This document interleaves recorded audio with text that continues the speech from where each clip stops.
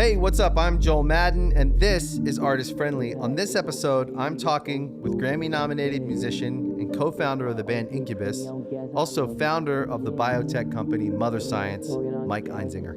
Let's go. I don't want no bad times. I don't want to have bad. Catching up is nice, but a lot of times I'll see someone out there, and then we'll talk for 30 minutes, and then we miss like good stuff. No, we actually haven't spoken. Yeah. We've texted, but we haven't like actually spoken. That's it. And we haven't actually been in the room together in, if we think about it, probably like years. For sure. Have we ever run into you? I think the last time I saw you was at Hetty's house in Malibu.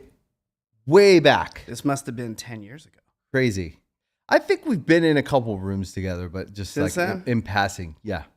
I've seen you a couple places. Like, I don't know if it was like Grammys week or Oscars week or something event. I've seen you, but it was in passing. It was like, hey, good to see you. But it's like a packed room and everyone's you're moving that way and I'm going this way, which is always nice, but always like hard to see people when you're in a packed room full of so much personality. And 100%. then also like, I find those big parties, well, sometimes I enjoy it, I have to say.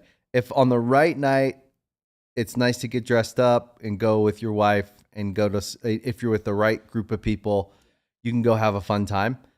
But it's a very hard place to see someone that you actually really like and want to like catch up with and have a real meaningful conversation. Absolutely. I know we've seen each other at I forget where, but it's been a few years. It's definitely been a while. But I follow you on Instagram, so I feel like I'm tuned into your life Exactly. as much as we can, as much as you want me to be. What the things you show, and you know Nicole, you guys go way back, and she loves you. Love her. You get a real warm response whenever I bring your name up. When you started Mother Science, because I've followed, and I want to know about how you started it, but when you started your would you call it like a skincare company or more of like a wellness company? Like, what would you call it? A biotech company. Biotech. Yeah, we were not planning on. We had no plans to start a skincare company. We weren't even planning to start anything that had to do with like, a consumer company. We were trying to answer a scientific question. Right. And then once we, got to a certain point with that, then we had to make a decision about what we were going to do with the technology that we developed. And commercializing it was sort of a different endeavor than investigating a scientific hypothesis. Right. And they're wildly different things, Okay, so I want to know about that, and I have a million questions. So, but before I go there, when you started talking about it, I said to Nicole, "Oh, Mikey started a skincare." In my mind, I was like, "Oh, a skincare product." Well, by the time you found out about it, that's what it was. And then I dug into it, and the information you give when you look into the product is super science focused. So it makes sense that you're saying it's a biotech company. Now, this is one of the products that the technology that applies, right? Yeah, we wanted the best and highest use of the technology, and also to get the technology into the commercial world in the most expedient way possible. And an accessible way that people could experience one aspect of the technology, right? That's right. So when I told Nicole, "Oh, Mikey started a skincare," so very base level. She was probably like, "Huh?" No, she was like, "I totally see that." Because I said there's an aspect of there's a proprietary quality or characteristic of the product. I was starting to break it down for her because I get super interested in innovation. Yeah. And when I see someone, and so we have a ton of stuff to talk about because I think artists are some of the most innovative people because we come from a different angle. And we have a creative kind of approach to things, and we don't live inside boxes. So anything's possible in our mind, right? Absolutely. So when I told her, yeah, Mike started a skincare thing, and I bought some, and it's amazing. she was like very excited because she loves you. That makes me happy too. I just, it's like I haven't seen Nicole in a long time either. I probably saw her the last time I saw you. Yeah. And, but we go way back. Yeah. By the way, I was just talking to Catherine Power right before I got Love here. Catherine. And Catherine says hi. And she was like, tell Joel I say what's up. Yeah. And she thinks it's like, I told her that you were using Mother Science. And she was like, that's so awesome. She was so happy about it. Yeah. I swear by it now. So before we talk about Incubus, because I want to talk about Incubus, I want to talk about where you started and where you're at. But Mother Science, here we are. So we're already talking about it. And because I use it, I'm a big fan. Well, that makes me super happy too. So, well, I see, honestly, so I'm a big, I wouldn't say I'm like a skincare junkie because I'm not, but I just like to get something that works absolutely and use it every day. Yep. And this is, since I started using this, I swear people, Nicole and my, people, my friends, whatever, ask about my skin some days, right? And you're like, what? On a good day when I've got enough sleep and I drank enough water, but I can see a difference and not only can I see a difference when I use it, but for me, it's how it feels.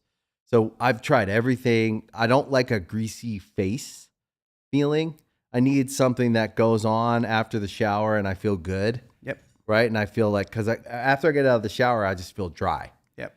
And so I need like a serum of some kind. And I've been trying expensive stuff. I tried Kiehl's. I tried this. The whole spectrum of everything you could try. And I always think like, oh, I kind of found it. It's good enough. And then when I tried Mother Science, done. I ordered like 8 bottles because I don't want to run out. Well, you just got 4 more. And I got 4 more. I swear by it. And I tell all my friends, I'm like, yo, try that. You'll never use anything else. Well, it's funny. And it lasts. The bottle, you get 1 squirt. Yeah. It goes on. A whole bottle. It feels like it's a really great product. It's very simple, and it does something really good for your skin, which is, which was obviously like our hope was that it would, have that kind of impact. So I'm super happy to hear you say all that. And what I was going to say is, I was really surprised. I'd never posted anything on my social media about really any product, specifically not a skincare product. Yeah. So when it came time, we'd been developing the technology behind Mother Science for 6 years before. And what is the tech? So it's a molecule called malisasin Okay. that is naturally produced in the microbiome of your skin. Okay. It's produced in small amounts, but it does really good things for your skin. And there are a lot of compounds that are naturally produced in the skin. Compounds like, and when I say compound, I mean molecule. Yeah. Hyaluronic acid is naturally produced in the skin. Okay. Azelaic acid is produced in the skin. Lots of different vitamins are produced in the skin naturally. And, over the years, over the decades, people have figured out if you give more of some of these things to your skin, it really likes it. It's really good. It's not that way with all things, but, your skin likes hyaluronic acid to a degree. And basically, malisasin is something that is produced naturally in the skin microbiome that we sort of came upon. And we weren't the ones who discovered its existence, but we were the first to basically use it for some purpose. We wanted to understand what was causing this sort of lightening effect that happens in a very harmless skin condition called tinea versicolor. Mm-hmm. I don't know if you're familiar with that, but No. it's a skin condition that happens on most people at some point in their lives. It's one of the most common skin conditions on earth where you just get these lightened areas. And my wife, Anne Marie, she was in India at the time this happened. She just noticed that she had these like lightened areas of skin on her. It was kind of on her back. And we wanted to understand, like, she kind of just had this realization, like, wow, I have this like totally, it's harmless. It's just sort of a change in appearance. Right. And my wife was Is it with age or is it? No, it happens to actually mostly to young people. Okay. It can happen to anybody, but most commonly it affects people age 15 through 25. Okay. So kind of is more prominent on the skin of young people. Okay. But in response to this sort of thing that happens to your skin, your microbiome produces more of this substance called malisasin.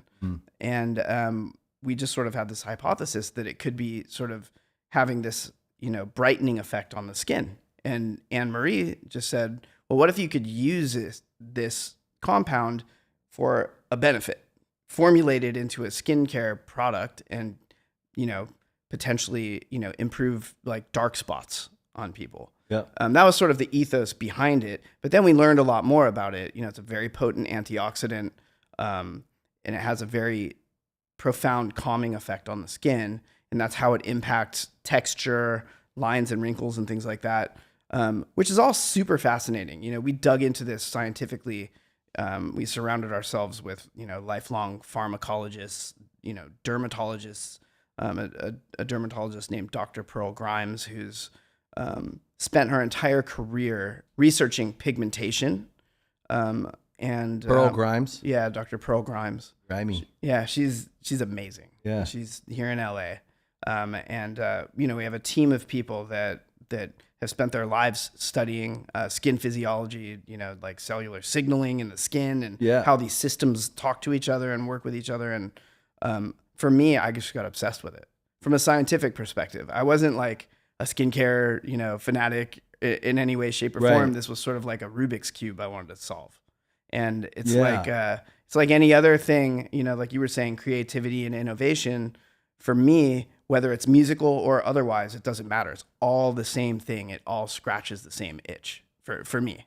So once I get obsessed with something like that, like I kind of can't put it down. Yeah, you're kind of like you're a gamer. Yeah. You see a problem, a Rubik's Cube of some sort, and you want to solve it. A lot of the guys and people over history that are the great kind of like inventors, innovators, Imagineers, not necessarily well-learned students. So imagination does come into 100%. Creative comes in. Absolutely. What I always say to when I talk to, most of the time I spend these days in my work life is building companies and executing ideas that we think would work for more people, whether it's the music company or the media company or the tech company. Most of it is how do we have a creative approach in an organization that can build things at scale? So we need all the different kinds of people in the organization. We need people that are more organized and administrative, but we need creativity because creativity always kind of, you think outside the box and you come up with ideas and you're naive enough to believe you could come up with a new way. Well, that's one of the most powerful things is that in certain cases, that naive mindset can be very, very valuable. Like you sometimes like, the dumb question that like a 5-year-old would ask is really like the one that no one's asking, but needs to be asked. If it were simple, how would we do it? You need one side of the conversation to be grounded in information, and one side of the conversation has to be head in the clouds, creative. When you find a good match, really it's powerful. And some people can do both. Some people have the brain, both sides of the brain are working. I think it's possible for everyone to develop their brain to work on both sides. But I think part of your success is you kind of do have a little bit of both. You're a creative guy, but it feels like were you a good student? I was a horrible student when I was young. Okay. But were you always interested in like science? And I was, but I had sort of I would call an adversarial relationship with academics as a young questioned person. Everything. I was just, I just didn't like being told what to do, I guess. And I had a lot of energy and my mind was just sort of all over the place. But then I went to college as an adult and that was a totally different experience for me.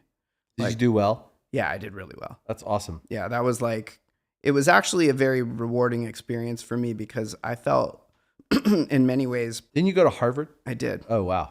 I don't want to say I felt defeated by academics as a kid because it was like, I just never felt good about it. And it wasn't because I didn't think I could do it.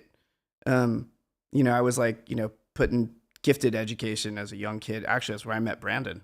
We were in 6th grade and we were in the gifted program together. Oh, wow. But I kind of hated that because, we were expected to do more and I didn't react well to that. But did you want to be in gifted? Like, no, it was interesting. sort of a, when you're in 6th grade, you're like, 9 years old or 10 or whatever. Right. And, I think that was just like my parents, they wanted the best for me. They wanted me to get the best education that I could. But I had my own stuff going on, as a young kid. And then when I had the opportunity to go to college as an adult, the learning experience that I had was just violently different. Yeah. Like I didn't feel like my whole future depended on my success or failure. I was there to learn. Right. And so I sort of went in, with this mindset that I'm going to study music academically for the first time in my life because I was really just a self-taught musician. But then when I got to Harvard, I realized like I can study whatever I want. Did you know music theory when you started learning music? No. Not Oh, at wow. all. I always assume, it's funny. I've always regarded you as like one of the great guitar players. Oh, thank you for saying that. And I'm a good faker, but I don't know what the fuck I'm doing. that's funny because I always thought I was like, he must be classically trained. I just listened to a lot of interesting music, I think, as a young kid and was influenced by people who were really good at playing. Wow. So I think maybe I could, fake my way to making people think I like understood what I was doing, but I was just emulating, At some point you actually did learn it. And I would say a bunch of people agree that you're a great guitar player. Oh, thank you. And you have a really cool take. Like, well, thank I told you for Brandon, saying I was like, Mikey's like a freaky genius with guitar.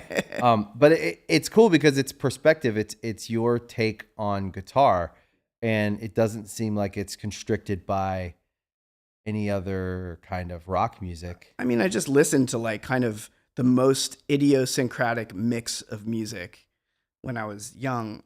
I was all over the place. Like I was interested in so many things for better or worse, like just never felt sort of hampered by, I have to sound this certain way and I was like that almost like with my friends too. Like Right. I had friends that were like, like stoner metal heshers, we used to call them. Yeah. Punk rock kids, skaters, surfers, like the sort of like jocks and stuff. Mm-hmm. Like I kind of was just friends with everybody. I didn't really have any particular identity. I mean, I was like I guess you could sort of loosely categorize me as like a surfer skater kid. Yeah. But I just sort of seamlessly like kind of like I was friends with everybody. Like Yeah.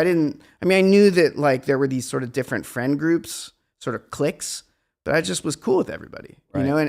and I feel like my approach, and I never considered it like an approach. I'm just talking about it that way, sort of retrospectively. That's just how I roll through life, like I just kind of absorbed everything. And I was that way with music. Like I would listen to Slayer and the Grateful Dead and, Led Zeppelin and, Stravinsky. And like, I would listen to just everything. And like, the Minutemen and Fire Hose. Like I was just taking all of that in and all of it was fascinating to me. And so when we started the band, it was kind of like, oh God, like, what is all this gonna equal? But I wasn't even thinking of it that way. That's just what I was acting out. And, writing all of our first songs and doing all that, it was just like, again, it was just like the most fun. It was like the greatest time. Like I'd rather be doing that than anything else in the world. If you could say there was a record or a handful of records that really kicked off your interest in guitar, what were those records? I mean, the first songs that I really started learning how to play on guitar that I could teach to myself were like early, like Metallica songs. Right. Like, like Fade to Black, like One. Yeah. Like, you know, like that was just like, you know, again, it's like that, like solving that puzzle, you know, like these are like little puzzles that I'm trying to solve, and like, and actually having a little bit of success at it. Like, wow, I can play this. Now I can play in front of my brother, and I can play it in front of my friends. It was like a cool party trick, you know, like everyone didn't know how to play that stuff back then. Right. So those were like really formative, but you know, that was a really formative period of time. I was about 12. Right. You know, I was at a friend's house, and his older brother was playing Van Halen songs in his room on his guitar. And I was just like mesmerized. I was just like, I got to do that. I remember seeing people play live, and especially my first concert, but even just seeing other kids play. And I was mesmerized that they could do that for real. Like, it was like magic to me. Yeah, it's magical to see that, you know, at age 12. You make that sound come out of that? I mean, you know, I actually picked the guitar up when I was 8 because I was really into rock music. I loved like Van Halen and, you know, there was all this like really cool music in the early 80s. I wanted to do that, you know, I thought that was cool. And like my mom got me this little guitar and this little amp, and I started taking lessons, but it was like, I was learning how to play, like, you know, learning how to read notes off of a page. And I didn't connect that to like Van Halen in any way. It was like they were totally different. And I had no one to show me, you know, like if I had like mentorship at that age, like here's how this sounds like that, and someone showed it to me, I would have been hooked right then and there. But I put it down at that age because I just thought like, this is boring. This isn't what I want to be doing. And I got bored with it quickly. And then at age 12, you know, seeing my friend's older brother play the way he was playing through an amp in his room, and it sounded like that, I was like, oh, I was obsessed. I think there's something to genuine interest and discovering something on your own. 100%. It's almost like a key to the journey. Like you have to find it. It's the authenticity of it. You know? Like, I think when other parents ask me, like, how do I get my kid into music? That's a really hard question to answer, because I've found with music, especially with artists who have careers, and you know, at MDDN, a big part of what we do is artist development. So we find people really early that we think are special. Yeah. And then we don't know how long development takes. It could take you 10 years. Yeah. Some people it's 2, and they're out there and their songs are getting big. And so it's hard to answer the question of like how or when. There's more of just a feeling of like, oh, that's special. Yeah, like what makes you happy? What makes you feel good? You know, Yeah. like the way I always answer that question, because I get asked it a lot, is the thing that I did not have when I was really young, that I think sort of at least gave me what I needed at age 12 was there was a disconnect between the music that I liked, that personally like was inspiring to me, but then like what I could play. Right. You know, so I think that a good place to start with respect to that question about, you know, what do you teach a kid, or what do you tell a parent who wants to like, you know, get their kid into music? It's like, what does the kid like music? You know, Are like, they interested? What are they into? Like, if the kid like loves, you know, Lady Gaga, or what, like my daughters like love Lady Gaga. So they play violin, you know, their mom's a violinist. She teaches them, you know, according to like the Suzuki method, but they also learn songs that they just like to play. And when they can play those songs, like there's a joy that comes out of that. Yep. That's sort of like, that's, to me, that's like what will drive everything. Like once you have that feeling of like being able to play a song that you genuinely connect with, it feels way different than like reading notes off of a page, or like playing something someone else asked you to play. Like, and there are reasons to do that. But I think if you start from a place like, you know, this is my favorite song, learn your favorite song. And somebody might be like, well, that's too hard for you. Fuck that. Try it. You'll be able to get it. You know what I mean? Like nothing's that hard that you couldn't, like, you just can't even attempt it. Yeah. You know? So I think that's like the best place to start. That's kind of where I always go is, well, has your kid asked? If they've asked, great, feed the beast, whatever they want. If they want to try piano or guitar or drums. I mean, they can't do it because you want them to, you know, right. like I mean, you can. There's a version of that. But There's a version of you forcing your kid to do a lot of things. There are some things that are important, like eating right or whatever. I mean, but finding the version of it that they enjoy is part of that. I think likely the age you started, because 12 is still young enough. I mean, it's young to get into something. Also, I think it sounds like your parents allowed it and they were supportive, which is a big part of. Yeah, my mom was a music teacher when I was a kid. Oh, that's cool. So she was very supportive of me and my brother and my sister making music in the house. She was supportive of, the band. Our first rehearsal we ever had was in our living room. And then we ended up like having kind of a rehearsal space in the garage. And none of that would have been possible if my mom wasn't supportive of that. So she really was. And what about your dad? My dad's a doctor. He's an amazing guy. I don't think his first choice would have been for me to be a musician. Right. Like he didn't quite get it. I think he just, he grew up in a different generation. He wanted me to get, the quickest route from point A to point B to have a successful life. Right. And he didn't want me to have to struggle. So I think like in his mind, he would always tell me not to be a doctor, by the way. Right. But I think that he, wanted me to take the what he perceived to be the straightest route, which is like you finish school, you go to college, and then, in today's world, obviously that's kind of all out the window. Yeah, that doesn't. It doesn't mean that I don't think there's value in college. I think there's incredible value for college, but it just depends on the person and what they're into. I mean, I didn't go that route. I went to college, as an adult, and I didn't even finish. So I just got distracted by other things. Whatever it is you needed to get out of that question you needed to answer by going. I got more out of that 2 years than I ever could have imagined. Yeah. And I think where I run into problems sometimes is I overanalyze things and always look for the value of everything I do.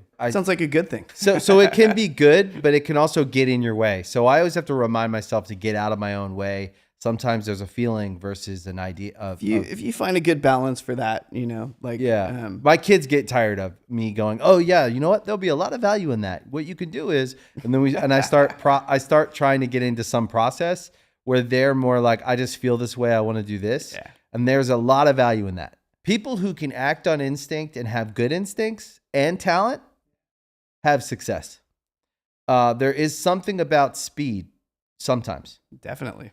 So if we look at something and we can if we can analyze something and go, this needs to be done this way, there are processes that take a long time. And inside that process, there's many processes that actually can all be quick and they can all lead to things in the greater process. And then there's opportunities that you need to be able to be quick because it's an opportunity that your instinct tells you yes. Yeah, there are moments of like momentum, right, that are good that can really trigger the bigger process, right? So I always kind of analyze, zoom in, zoom out, zoom in, zoom out, and I try to get it right. But a lot of it is just learning how your brain works and how you function. Yeah, I found that therapy over the years has just helped me learn how to organize how I think about things. Yeah. Just sort of like, it's almost like when you feel, that feeling you get if you have all these things you need to do and you make a list, like you at least feel like, okay, I got a handle on this. Yeah. It's kind of like that. Yeah. For your life. Are you kind of like a big ADD, ADHD guy? Yeah. I mean, I don't think I was ever officially diagnosed as ADHD or ADD, but most of us aren't though. I mean, I definitely have that aspect of my personality. Like my mind just wanders into all sorts of different places. And and that was a challenge that I had continually as a young person. Just not being able to sit still and not being able to focus on anything unless I was obsessed with it. And then I would like sort of singularly get focused on certain things. That's the strength of it. Pointed at the wrong thing, you feel insane. Pointed at the right thing, you feel hyper focused and obsessive in all the right ways where you can actually achieve things. Because you've also done a lot of songwriting and done you've been involved with so many artists. I've definitely like had a fun time, like working on lots of different things, getting to create music with my band, work with other artists, work on film scores. Yeah. Like just a lot of different things. Didn't you work with Hans? Yeah. Do you still? Not currently, but he's like a family member, like Amazing. we're close. We'll always be close. Legend. And we spent a lot of time together, and Anne-Marie, my wife, and I, when we first sort of got together, Hans was kind of like a person that we had in common. Right. And Anne-Marie had been sort of like Hans's musical right hand for a while. Before, like when we first got together, and Hans and I were friends for years, and we always would kind of like, joke around like, oh, when are we going to make music together? Right. We'd always kind of dance around that idea. And we would just sort of hang out, and he's like one of the most conversationally gifted humans on earth. Cool. He's so fun to talk to. And so that's the kind of friendship we had. And then once we sort of triangulated this whole thing, like, well, you work with Anne-Marie, and like we're all close with each other. We ended up scoring a bunch of films together, working together, just becoming really, really close. So we did a lot together. And then Hans, back in, I think it was 2016, he would say to me, like, I just want to do what you do, like I want to play. I don't want to be making music in a dark room with no windows. Right. Like he's like, I want to play music in front of people. Right. And he would say that all the time. So when he decided, like, I want to put on a show, like, Anne-Marie and I were there for that, and we helped him, put together his set list. Yeah, kind of helped them organize and how to do it. Yeah, like, and cool. that was really fun.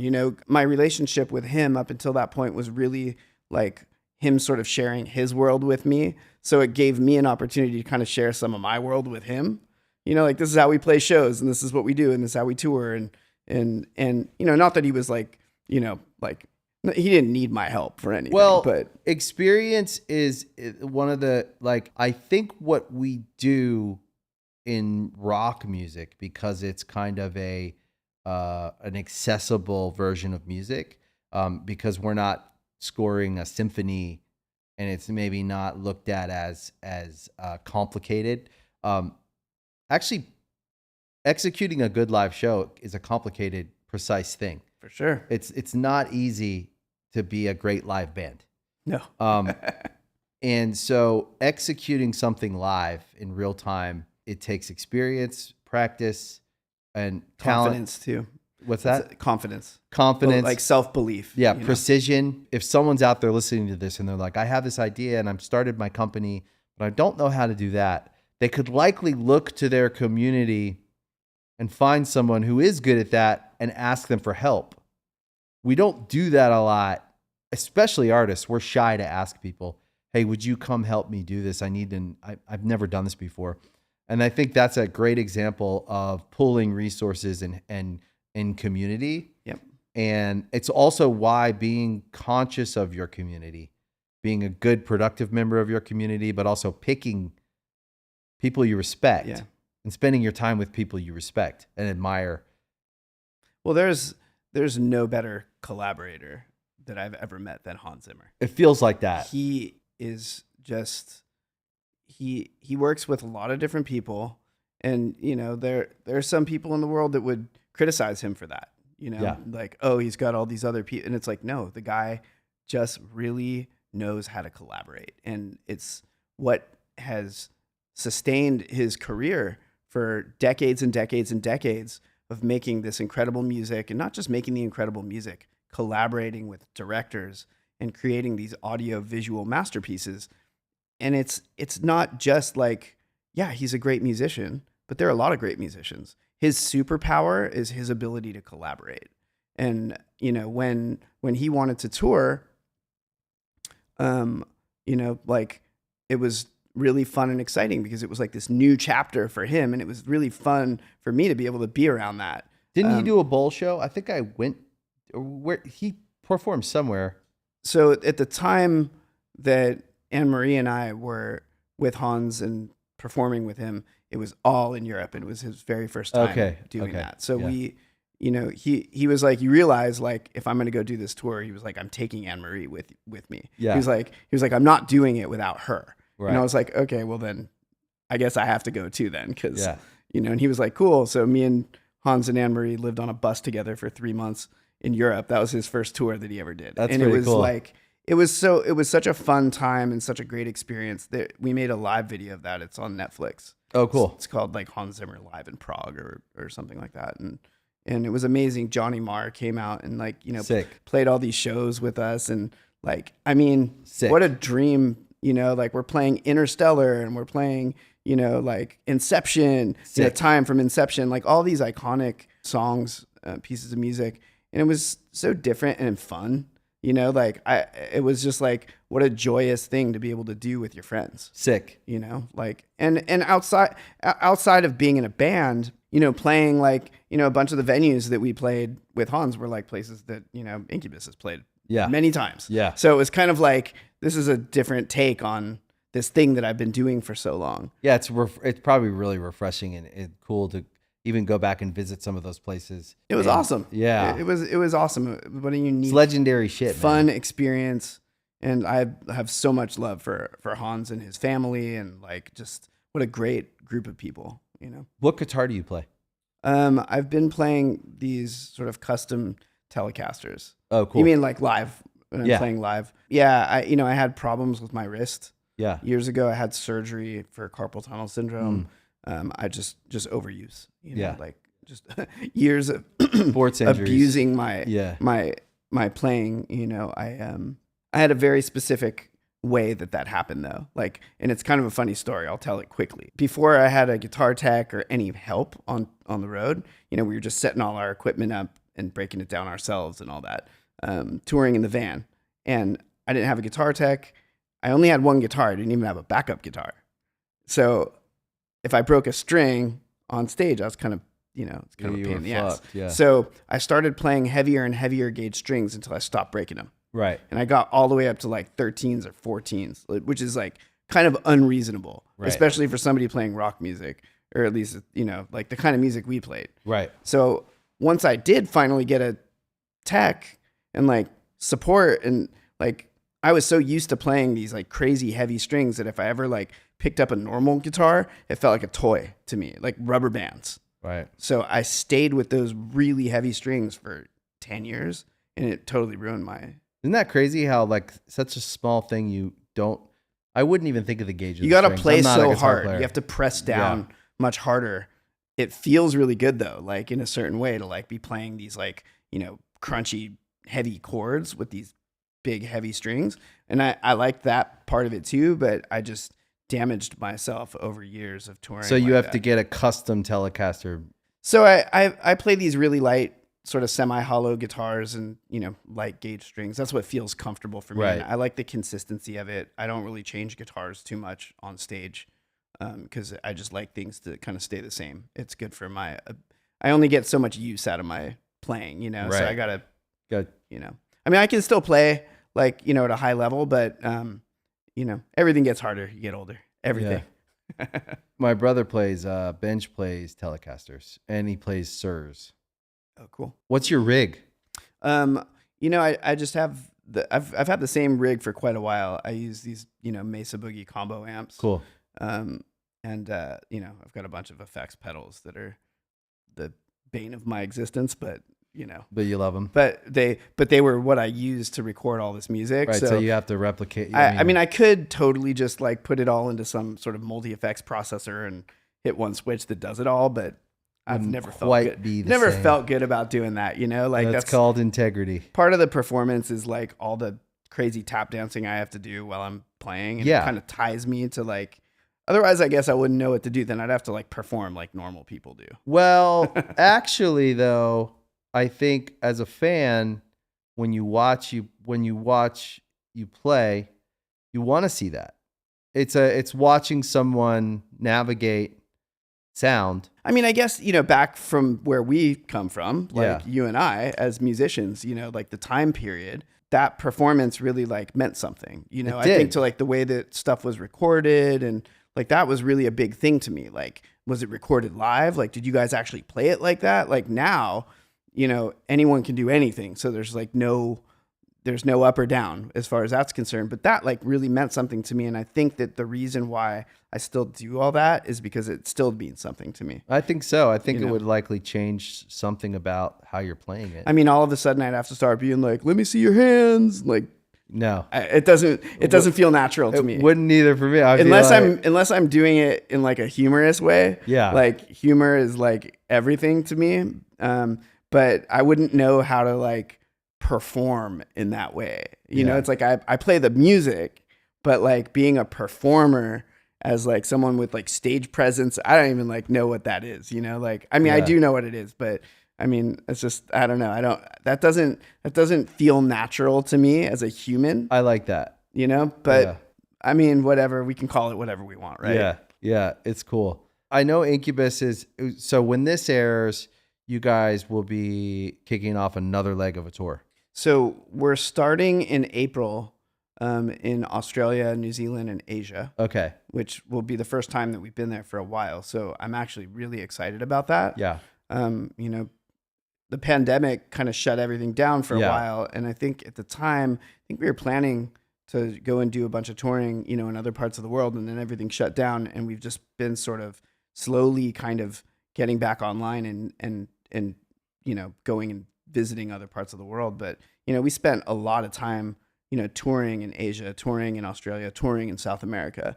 And so like, it really made me appreciate like how amazing an experience it is to go and play these concerts all over the world like that. So I'm very excited to go back to Australia, New Zealand, like we have so many fans in like Malaysia, Indonesia, like the Philippines, like it's just amazing. Like it's so much fun to go. Yeah. So really looking forward to that. And between now and then, we're working on new music kind of for the first time in a while, which is also exciting and fun. I said this to Brandon. It just feels like one of the bands that it stands the test of time. So your records hold up. I still listen to Incubus probably every day. That's awesome. It's like a few of your songs are on I have a playlist, this like growing playlist that I have. It's mostly like music over the decades that songs that stick with me. So I have this just running playlist and I play it every day. And when I work at my desk, I have my playlist going and it's randomized. No, that's great. So you guys are probably better live than you've ever been. I think I found that with like Good Charlotte. I think we're the best live. We played live a month ago or 2 months ago when this is out, 3 months ago. So we played a few months ago. I think we're the best we've ever been live. I think something with age and time and experience. Like we're better live. We add some things in. We know how we know how to execute a live show, and we care. I think we're better and more thoughtful and more focused, and people are getting more out of our live show than we've ever been able to give them. And I think you're poised to make great records. So when you decide to make a record, it's going to be a good record. Hope so. I never, it's funny, like the writing process, because it's so non-formulaic for us, it really has to just come from like, we can't really plan it out. Like it just has to happen. I feel that way. It's like one of these things where, I think people are like, well, why don't you just make it sound like this or make it sound like that? And it's like, we can't, even if we tried, we couldn't. Well, but no one else could make an Incubus record. We just re-recorded Morning View. Yeah. Which was another thing, that's what we've been up to. Which was, if you'd asked me like 2 years ago, like, oh, go re-record your album or whatever, I probably would have just been like, why? Yeah. Like, why would we ever do that? It's been so much fun. Like, well, I think it's genius, man. I actually got inspired by that. And I said to the band, I was like, we should re-record all of our favorite songs. You should. Imagine how they would sound now. Nothing will ever take away those original recordings. Yeah. Like, nothing will ever take. It's not like you're going in and like changing the thing that was there before and the thing that was there before is gone. It's not that at all. Like you're just sort of reimagining it however you want. But also the songs like take on a life of their own. And then isn't it possible that when we go to re-record it and we do what we do naturally, which is just try, that the song is also going to kind of lend itself to the new version in a way that it's never, because it's been living for decades? It's just it's whatever you want it to be Cool. now, you know? And all I can say about going through that process was that it was super fun. Like, we just had a blast doing it. And it was kind of like, revisiting an old friend with a new outfit on or something, Yeah, you know, yeah. and, you know, we worked with some new people that have been awesome. You know, we worked with, and we did a lot of it ourselves. We worked with Tom Sorowski, who's an engineer that, you know, worked with us with Brendan O'Brien for a lot of years. And then we've been working with Adam Hawkins, who's a mixer, and he's just awesome. Like, we've been having a great time. It's been a lot of fun. I got totally inspired by that. And I said, That's great. We should go and re-record our favorite songs and see what that feels like. Yeah. Because also think about this. You're bringing back, from the time you made that record to now, you're bringing back into the studio now all the experience you've had out there on the road, all the experience you've had working with other artists, all the experience you've had working with Hans, with Mother Science. You're bringing all this different kind of like experience and Different information. energy, you know? It's just going to be a whole different thing. And that to me, that's cool. Like, as a fan, you're like, I can't wait to hear that. Yeah. And it's interesting. Like, you know, everything just sounds a bit different. And, you know, some things are, you know, like pretty accurate to like, at least, you know, what we were playing on the original recordings. And then there are some things that deviate a little bit. And all I can say is the process is really fun. And, you know, we've been playing with Nicole, who's been playing bass with us for a while. Mm-hmm. You know, Ben had to step away for a while, you know, for a health reason. So, you know, Ben actually recommended Nicole. I don't know if you know Nicole Rowe. She's, I mean, I know her in relationship to Incubus. I don't know her personally. She, you know, Ben actually said, you know, like, you should get in touch with Nicole. She's like an incredible player. And she is, like, she's a monster. And, like, so that's been like really interesting and fun and different. You know, she's a lot younger than us, so she just has this energy, and I think it's infectious for everyone.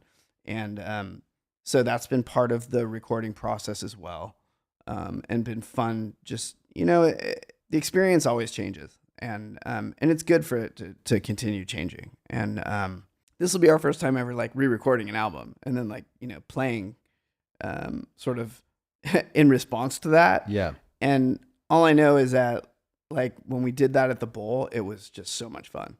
Like, we had a great time. And like, I think again, like at one point, if you would have asked me like, you know, about doing that, I might've been like negative on it. I might've been like, oh, that's cheesy or like whatever. But it's like, what's cheesy about that? It's our fucking music. Like, we should play our music anytime we want, anywhere we want. But I think that you got there naturally. Had to arrive there on my own. I think that cheesy is just another way of saying inauthentic. And I think when we do things too soon or for another reason. Yeah. And I think the reason you guys are doing everything right now, I can feel it, is why everyone wants to see. Because when an artist shows up and they want to paint, they paint. And then you're like, I want to watch that guy paint. It looks like he's really fucking into it. Or, you know, anything where someone feels compelled for no other reason than they feel like they have to do it. Mother Science is a great example of that. Is you're compelled to figure something out. We all start to watch. It's why people watch people play video games online. Yeah. It's amazing, by the way, that like that's really such a big thing. Like, people really just want to watch. It's entertaining when someone loves what they do and they're trying to win, even if they lose. It's why we watch sports. Yeah. They both, when we watch people where there's something, I think, actually at stake. So again, I take this to anyone listening that is trying to do things. Make sure that what you're trying to do is what you actually want to do. Because when you start down that road and you actually start competing with yourself, more and more people start watching and they start participating in some way because it's authentic to who you really are. And I think that's the thing about Incubus. That's probably the word, is like where you're at is authentic. It's not like watching a band trying to recreate something from the past or or be something else to fit the pop cultural moment of it's this great band, being a great band, doing what they think they should do when they want to do it. There's something about that that's compelling because we see so many people that feel a little bit directionless. Yeah. There's no criticism to anyone. I just don't look at music that way. So I don't hate any artist. But I always notice people when they're doing something, and I'm like, I want to see what's going on there. Yeah. And I think it's artists who are compelled to do something. Definitely. And it feels like that with Incubus. It just feels like you guys are compelled. And you're also just really good at Well, what we you only do. do it when we're compelled. Yeah. You know, like if we're not, we don't.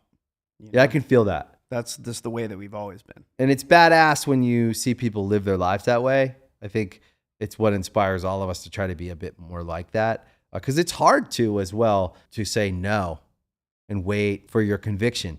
Or know when it's the right time or whatever. Right. 'Cause it's like no one tells you that. Right. Like there's nobody sitting there going, you know, like, okay, like at this time we're going to do this or that. Like they can say it, but it doesn't mean you feel it. Yeah. You know, you have to be able to, there's like an inner compass you need to have. It's awesome, man. Thanks for coming. Yeah, man. Thanks for having me. Appreciate What's next for Mother Science? We're going to launch another product. You know, at some point, I remember in next year, probably early-ish in the year or maybe mid-ish year. And we're really excited about that. And can you say what kind of product, or is it early? Not yet, too Okay, early, but okay. it's going to happen. And this product is doing very well, and we're really, really excited. And Awesome. People are really connecting with it. What I was going to say when we were talking about this earlier is, you know, I never posted anything about like, you know, skincare or anything like that, and I was nervous. The very first time I posted something about Mother Science, I was worried like people are going to be like, oh, that's lame, or like, yeah, I was just like, I don't know, it's just out of my comfort zone. All of us are like that. when Totally we're- out of my yeah. comfort zone. But then I was just like, oh my goodness, like Incubus fans love skincare. Overwhelming response to anyone I show this to because it's good. I'm telling you right now, it's not a sales pitch. When I give someone this thing, I go, no, trust me, this is, I'm not. You're going to selling be our you this. brand ambassador, dude. You know what? I naturally I will be because I love the product, but I think that it's a good lesson for people listening. Likely there's someone out there with something they made that people have said yes to a bunch of times. They've showed it to their friend, they gave it to a stranger, and everyone's been like, this is great, but they're still afraid to go all the way with it. And this is a great example of like putting yourself out there with something you care about. If you're being real and you care You're about vulnerable if you do that. it's vulnerable. Yeah. And you're actually I helping had people. anxiety about it. I Of totally, course. I mean, but I still did it, you know, like it takes courage to put yourself out there in ways that like are out of your comfort zone. And it definitely was like a bit out of my comfort zone to, you know, launch a brand like this and promote it on my social media. But I was actually like really excited because like the reaction that I had to it was like, Dude, it was off the charts. It's 10 out of 10 every time. Every time I've shown this to people, it's 10 out of 10. The packaging, the product, and then actually using it and how it feels. But that reminds me of this show.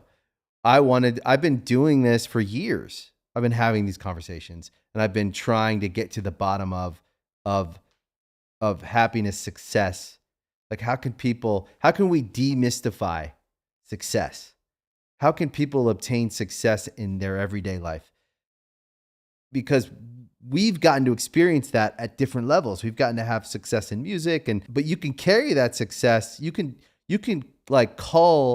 clarify things you did right and replicate them in other areas, in your marriage, in your fitness, in your all the different areas. You can replicate success if you take the time to try to understand what you did. Yeah.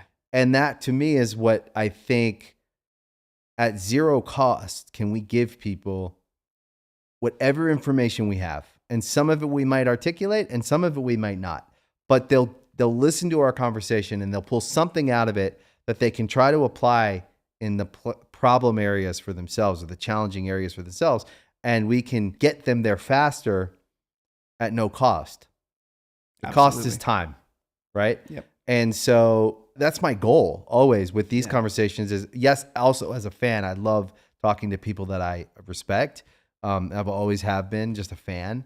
But I get a lot out of it because then I'll take this conversation for the next week, and things will strike me and it'll help me in other areas. But everyone can experience that. Everyone listening, so many Incubus fans listened to the conversation I had with Brandon. So they're going to enjoy this just because they're a fan of you. But there's likely some piece of information they get from you that they'll be able to apply in a place in their life where it'll help even a little. It's worth it. So for an hour of your time, if you get an idea that you can carry for the rest of your life, and then you develop your own philosophy around that, because that's the other thing, is I don't think it's a one size fits all in the sense of our application of an idea. It's how we tailor that idea to our life in a way that it becomes our own version of that philosophy. Again, I love to see creatives and musicians go out and innovate things. I really do think that creative people have way more potential than they think in their medium. They think they're kind of boxed in by the art they do.